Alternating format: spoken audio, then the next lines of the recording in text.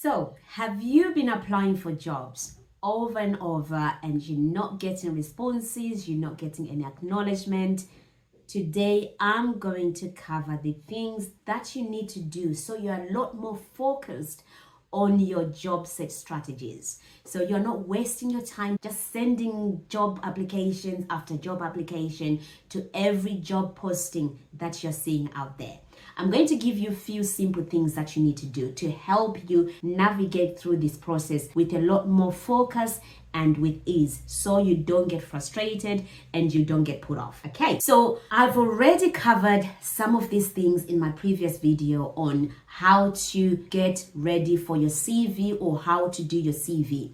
Now, for you to be able to start actually applying for jobs, you need to narrow down your job search. So you need to map your skills against the industry and the job titles that you're wanting to apply for. So it could be a PM in education, a PM in social care, PM in telecoms, or PM in health, or whatever other industry. By this time now, you are very clear on the job titles, the industry, and the salary that you're wanting to go for. Once you do this, you now need to start actually looking for the jobs within those industries with those job titles. You need to get a contact name, somebody that you can address, so that when you send your CV and your cover letter, you're not just sending to dear recruiter or dear sir or dear madam. You are sending to a person. So you need to find out who the recruiting manager is so that you can address them when you send your CV and your cover letter. So a very helpful tip that you need to have when you are applying for jobs is having a tracker. This will help you to keep track of the jobs you have applied for, the jobs that you've had a response,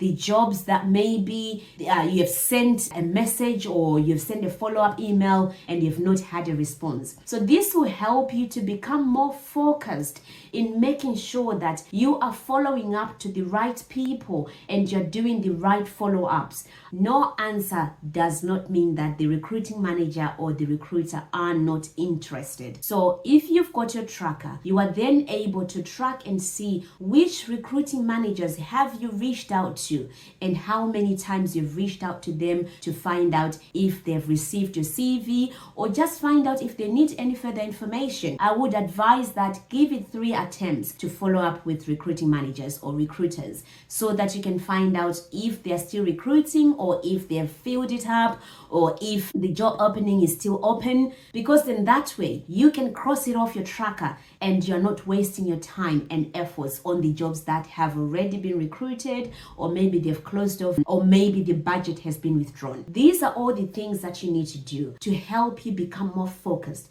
Don't just send applications and applications. Be very focused and very strategic. Narrow down and target your applications, because you cannot be saying education and you're applying in social care or you're applying in health. Make sure that you have targeted your applications.